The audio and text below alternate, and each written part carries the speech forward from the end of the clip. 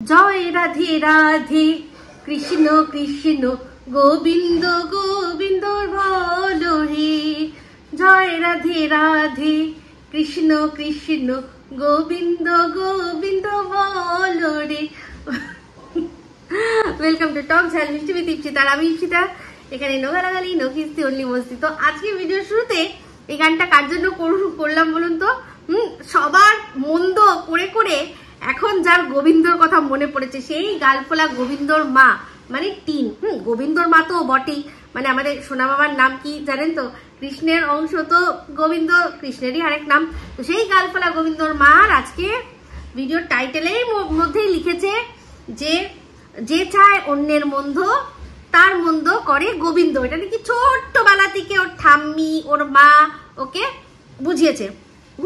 তাহলে এই যে 498A কেসটা যে করলো, এটা কিসের জন্য? না ডোমেস্টিক ভায়োলেন্স। ও সত্যি মনে হাত দিয়ে বলতে পারবে যে যে 5 বছরের কথাও যে বলে ওর সাথে, যেটাকে সত্যিকারের ডোমেস্টিক ভায়োলেন্স বলে, ওর সাথে সেটা হয়েছে? বলতে পারবে ও? এই যে মিথ্যে যেটা বলেছিল সেটা কিন্তু ফলে গেছে। আজ কারুর সে ঘরণী নয়, অফিসিয়াল ঘরণী বা স্ত্রী নয়, তার সত্ত্বেও শোনা যাচ্ছে যে ও নাকি মাসে একবার করে মার খায়। তাহলে বুঝতে পারছেন যে অন্যের মন্দ যে বলেছিল গোবিন্দ, তাকেই একেবারে দণ্ড দিয়ে দিয়েছে। তো একদম দারুণ দিয়েছে। এই যে কি জানো বলে টাইটেলটা, তো বিষয়টা ওরই ক্ষেত্রে খাটে। ও বরাবর জানেন নিজের খিল্লি উড়াতে টিন সবার আগে ওস্তাদ। তো সেই রকমই কাজ করেছে আজকে আবারও টাইটেলের মধ্যে। তো যাই হোক, টিনের আগের দিনের ভিডিওটাও দেখলাম। তো একটা জিনিস লক্ষ্য করেছেন, এখন টিন মানে কথায় কথায় শুধু মানে একটা এক্সট্রা হাসি যোগ করছে না, মানে সারাক্ষণ দুটো জিনিস আমাদের ফিল করতে চাইছে। কি বলুন তো? এক হচ্ছে ও একা রয়েছে, আর এক হচ্ছে ও খুব খুশি রয়েছে। মানে একা রয়েছে আর খুশি রয়েছি। আকেলে হ্যাঁ তো ক্যা গাম হ্যাঁ। তো এই হচ্ছে ওর মানে মেন মুদ্রা কথা। তো যাই হোক, আগের দিনের ভিডিওর মধ্যে তো ওকে বলা হয়েছিল কি যেন বলে কমফোর্টে কাঁচা নিয়ে, সেটাকে একটু ক্লিয়ার করে দিল। কিন্তু আমি যে বললাম যে বারান্দাটা দেখাচ্ছে না কেন, টুকি দিয়ে ছেড়ে দিল, বাদ বাকি আর কিছু দেখাচ্ছে না। তো যাই হোক, অল্প অল্প নাকি রান্না করছে আর অল্প অল্প করে খাচ্ছে, আর বেশি বেশি করে প্রমোশনাল ভিডিও করছে। তো বেশি বেশি করে প্রমোশনাল ভিডিও করছে মানেই বেশি বেশি করে ইনকাম করছে। তো ইনকাম ট্যাক্স ফাইলটা করছে তো এটা কিন্তু করা উচিত, কারণ ইউটিউবের যা আর্নিং সেটা তো ট্যাক্স কেটেই আসে সবার কাছে, ওটা নিয়ে কোনো চাপ না। কিন্তু এই যে এত প্রমোশনাল ভিডিও করে যে টাকাগুলো ও ইনকাম করছে, এই টাকার জন্য ও নিশ্চয়ই ট্যাক্স ফাইল করছে, এটা কিন্তু করে নেওয়া উচিত। তো যাই হোক, দেখলাম হচ্ছে গিয়ে ফ্ল্যাটের মধ্যে এখন ফ্ল্যাটের ভীষণ সুবিধা। ফ্ল্যাটের ভীষণ সুবিধা কিসের সুবিধা? না ময়লা ফেলার। হ্যাঁ, ওর বাড়িটা তো পুরোটাই ভ্যাট। ওদের যে বাড়িটা, বাপের বাড়িটা, ওটা পুরোটাই হচ্ছে ময়লার ডাস্টবিন। ওর জন্য আলাদা করে ডাস্টবিনের জায়গা রাখতে হয় না। ময়লা যেখানে থাকে ছুঁড়ে ছাড়ে ফেলে দিলেই হবে, কারণ পুরোটাই তো ডাস্টবিন, তাই না? আমি সবার আগে এই কথাটা বলেছিলাম যখন দেখেছিলাম টিনকে যে রান্না করতে করতে ডিমের খোসা ছাড়াচ্ছে, ডিমের অমলেট করার জন্য এরকম ছাড়াচ্ছে, আর বাইরে জানলায় ফেলছে খোসা মোসা সমস্ত কিছুরা বাইরেই ফেলে। ওদের ওই যে ডোবাটা দেখেছিলেন না, সেখানে। তো এই ডাস্টবিনের বিষয়টা না, মানে এটা হচ্ছে যার যার, এগুলো মানুষকে এখানে করতে হবে বলে করব, ওখানে করার বিষয় নেই, সেটা কিন্তু কথা না। এটা নিজের এই পরিষ্কার বিষয়টা নিজেদের মধ্যে থেকেই আসার দরকার। ভাই, আমাদেরই বাড়ি, আমাদের বাড়িরই চারপাশ, সেখানটা যদি আমরাই পরিষ্কার পরিচ্ছন্ন রাখি তাহলে কি হবে? তাহলে আমাদের প্রথমত ভালো লাগবে, তারপর হচ্ছে কি নোংরা থাকলেই কি হবে? সেখানে ইঁদুর আসবে, ছুঁচো আসবে, এবার তাদের খেতে আবার সাপ আসবে, তারপর আরো শিয়াল আছে, সব আসবে। তো সেক্ষেত্রে নিজেদের পরিষ্কারটা নিজেকেই করে রাখতে হবে। ওদের বাপের বাড়ি তো, ওখানে মানছি ময়লা নিতে ওরকম আসে না, কিন্তু একটা প্যাকেটে করে এটা জমিয়ে রেখে নির্দিষ্ট সময় ওদের বাড়ির আশেপাশে কোথাও না কোথাও তো ভ্যাট রয়েছে, সেখানে ফেলে দিতে পারে না? ও দাদা তো টোটো নিয়ে বেরোয় এমন কোনো জায়গা যেখানে একটা ময়লা ফেলারই জায়গা দেখে বোঝাই যায়, সেখানে ফেলে দিতে পারে না? কিন্তু ফেলবে না ওরা। ওদের বাড়িটাই, পুরো বাড়িটাই ওদের একটা ডাস্টবিন, ওরা নিজেরাই তৈরি করে রেখেছে। দেখুন, আমরা কিন্তু এমনি এমনি বলছি না, দেখেছি ময়লা ফেলতে বাড়ির চারধারে, তাই জন্যই বলছি। বাড়ির কলতলাটার অবস্থা দেখবেন তো, এখানে কিন্তু খুব ভালো, ফ্ল্যাট না, খুব ভালো একেবারে। এখানে সব ময়লা বাইরে এসে রেখে দিই, বাইরে থেকে এসে নিয়ে চলে যায়।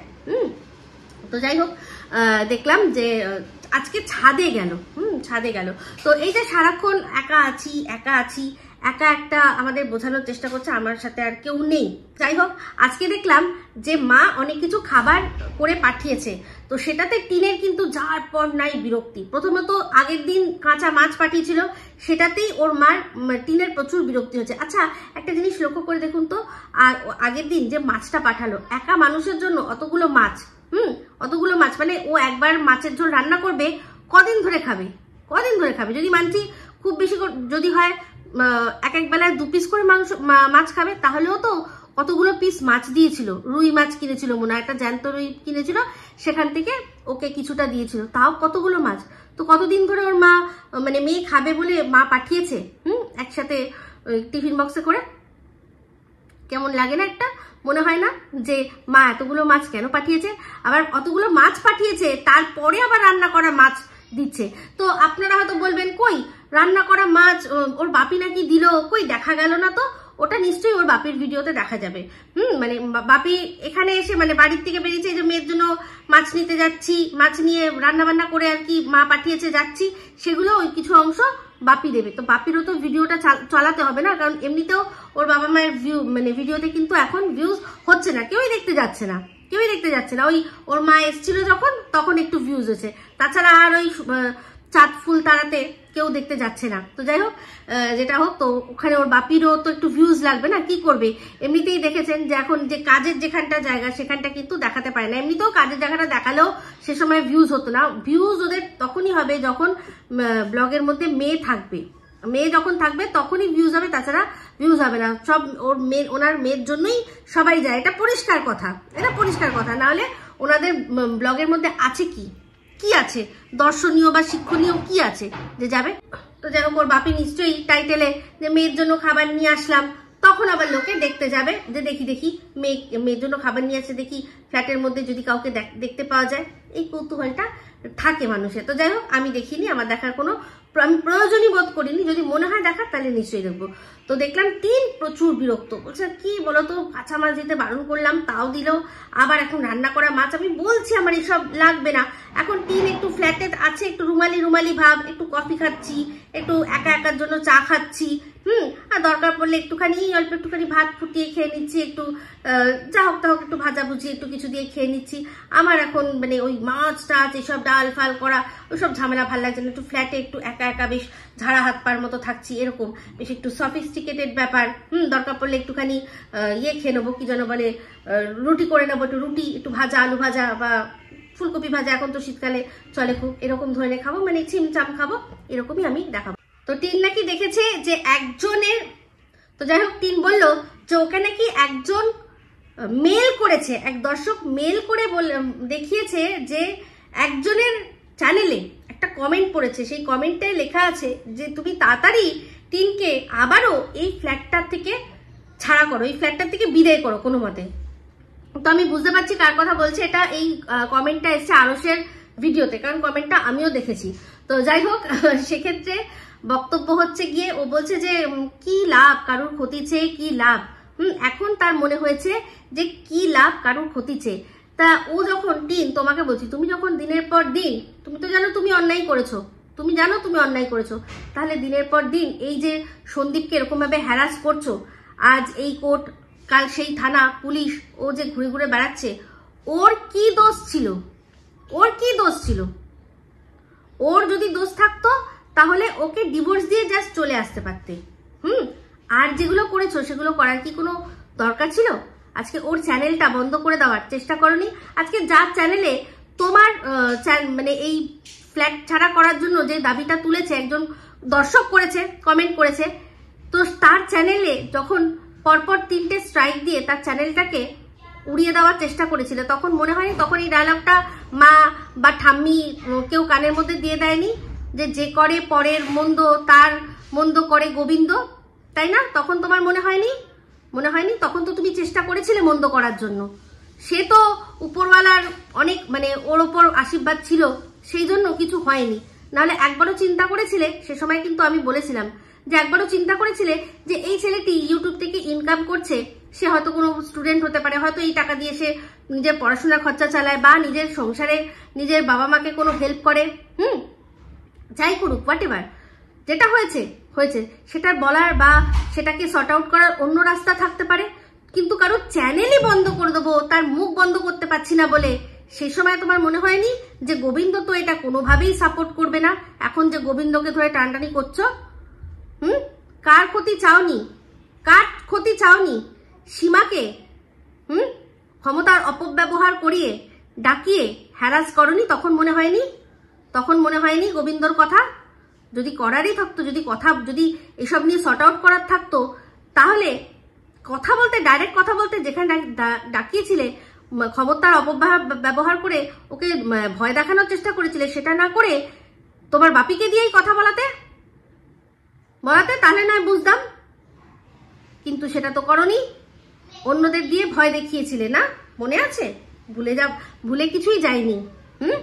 তখন মনে হয়নি যে যদি উনি এরকম করে নিজের চ্যানেলটাই বন্ধ করে দেয়, ভয় পেয়ে যদি চ্যানেল বন্ধ করে দেয়, তাহলে কি হবে? তখন তো গোবিন্দ দেখে নিল যে আমরা ওনার মন্দ করলাম। একজন কন্টেন্ট করেছে, সে তার মতো করে কন্টেন্ট করেছে। যদি মনে হয় মাত্রা ছাড়িয়ে গেছে, তার জন্য প্রপার জায়গায় প্রপার ভাবে কাজ করতে হতো।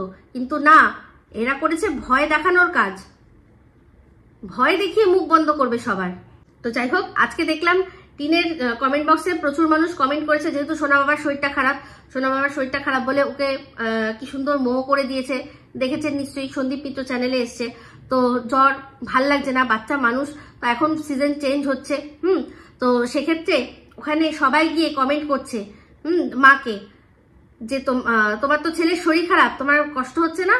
মা প্রমোশনাল ভিডিও করে করে টাকা ইনকাম করছে, টাকার পেছনে দৌড়েছে, কারণ জানে যে টাকা ছাড়া তাকে কেউ ভালোবাসবে না। তাহলে কি এমন মন্দ অন্যের সাথে করেছিলে যে গোবিন্দ আজ তোমার এইরকম অবস্থা করছে, যে টাকা দিয়ে তোমার সব রকমের সুখ স্বাচ্ছন্দ্য, এমনকি মানসিক শান্তিও কিনতে হচ্ছে? কখনো চিন্তা করে দেখেছো? প্রতিটা সারমেয়কে, প্রতিটা সারমেয়কে পিছনে লাগিয়ে দিয়েছো কার? সন্দীপের বাবার। লজ্জা করে না? সন্দীপের বাবার পেছনে, ওর মা, সবার পেছনে লোক লাগিয়ে ওদেরকে ছোট করার সময় মনে হয়নি যে গোবিন্দ দেখছে? এখন গোবিন্দর কথা মনে পড়েছে না? তো তুমি যদি কোনো অন্যায় না করে থাকো, তাহলে তোমাকে ফ্ল্যাট ছাড়া মানুষ করাবে কি করে করাবে? কিন্তু তুমি যদি কোনো অবৈধভাবে বসবাস করো, তাহলে নিশ্চয়ই সেক্ষেত্রে মানুষ দেখবে, আশেপাশের মানুষও রয়েছে, কারণ সেটা সমাজে করার নিয়ম নেই। তুমি ডিভোর্স দিয়ে থাকো, যার সাথে খুশি থাকো। তুমি ডিভোর্স দিয়ে কারোর সাথে বিয়ে করে বা না বিয়ে করে তুমি থাকো না, কোনো অসুবিধা নেই তো। কিন্তু তুমি একজনের বউ হয়ে অন্যজনের সাথে যদি থাকো, আমি যদি বলছি, তো সেই জন্য বলছি, যদি থাকো, তাহলে সেটা নিয়ে মানুষ কথা তুলবে না, বলবে না?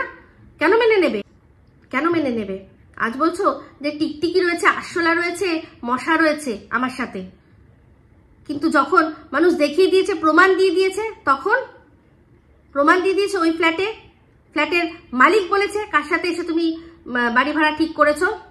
তোমাদের ওখানকার আশেপাশে প্রত্যেক কটা মানুষ, অনেকে আছে যারা চোখ রেখেছে তোমার উপর, তারা দেখছে, তারা ডেসক্রিপশন দিচ্ছে যে কিরকম মানুষ, মানে কিরকম ধরনের মানুষের তোমার ফ্ল্যাটে যাতায়াত রয়েছে। তো তার ডেসক্রিপশন শুনে আমরা বুঝতে পারি না?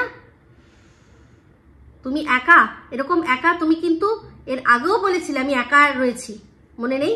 দেখিয়ে দিয়েছিলাম তো।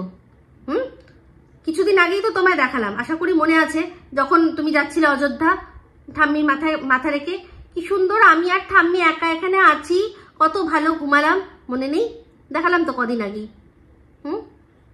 সেক্ষেত্রে তোমার মনে হয়েছিল? পরবর্তীকালে যখন দেখলাম এই যে প্রত্যেকটা সময় তোমার, আবার একটা রিমিক্স করে দেখিয়ে দিলাম যে ওই দেওঘরের প্রথম প্যাগোডায়, সেখানে তোমার বৌদি হাসছে কাকে দেখে, তুমি কথা বলতে বলতে একটা ফোনে তোমার দাদাভাইয়ের সাথে কথা বলছো, তোমার মা তার নিজের ফোনে সেটাকে ক্যাপচার করছে, আর এপাশে কে একজন দাঁড়িয়ে রয়েছে, তার হাতে তুমি ফোনটা দিয়ে দিলে। আমরা বুঝি না কে? সব বুঝি। পরবর্তীকালে প্রমাণ পেয়ে গেছিলাম। তো চিন্তা করো না, এটারও প্রমাণ আসবে, যতই যাই করো। হ্যাঁ, বুঝতে পারছি এখন হয়তো কাজের জন্য কিছুক্ষণ বাইরে যাচ্ছে, হয়তো এটাও বলে দিয়েছো যে বিনা কাজে বসিয়ে খাওয়াতে পারবো না, কিছু করতে হবে, তুইও কিছু কর, উঠে দাঁড়া, নিজের পায়ে দাঁড়া বলেছিলে না একবার তোমার এই বন্ধুকে? তো এখন মনে হয় সে একটুখানি উঠে দাঁড়িয়ে খানিকক্ষণের জন্য তো কাজে যায়, সেই সময়টা তুমি একটুখানি ভিডিও করো বেখফ হয়ে। আর বাদ বাকি সময় একটাই বোঝানোর চেষ্টা, আমি তো একা আছি, আমি একা আছি, আমি একা আছি, সব বুঝি। তো যাই হোক বন্ধুরা, সোনা বাবার শরীরটা ভালো না।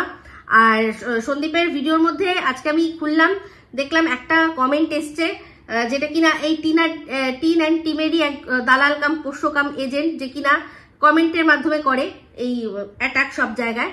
সে লিখেছে যে সন্দীপ ইচ্ছা করে কমেন্ট বক্স নাকি অফ করে দিয়েছে। আমি পাশে একটা স্ক্রিনশট দেখাচ্ছি আপনারা দেখুন, এটা কিছুক্ষণ আগেই নেওয়া। এই আমার টিজিএম যে ইপসিতা এক্সক্লুসিভ চ্যানেলে যে ভিডিওটা দিয়েছি, 12 মিনিট হয়ে গেছে অথচ কোনো কমেন্ট আসেনি। তো অনেকের এরকম কমেন্ট বক্স অফ হয়ে যাচ্ছে, বিশেষ করে যাদের ব্লগের মধ্যে বাচ্চা থাকছে তাদের কমেন্ট বক্স অটোমেটিক্যালি ওটা কি হয়ে যাচ্ছে, মেড ফর কিডস হয়ে যাচ্ছে, কমেন্ট সেকশন বন্ধ হয়ে যাচ্ছে। সন্দীপের মনে হয় তাই হয়েছিল, কারণ আমারটা দেখলাম যে ইউটিউবে কোনো প্রবলেমের জন্য 12 মিনিটে কোনো কমেন্ট আসেনি।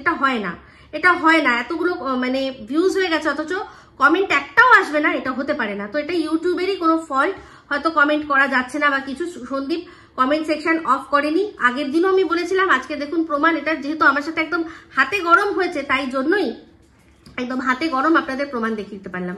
ঠিক আছে, তো যাই হোক এই ভিডিওটা এই অবধি রাখছি। যদি ভালো লাগে তাহলে অবশ্যই লাইক শেয়ার কমেন্ট করতে ভুলবেন না। যারা চ্যানেলটা সাবস্ক্রাইব করেনি তারা সাবস্ক্রাইব করবেন। সবাই ভালো থাকবেন, সুস্থ থাকবেন।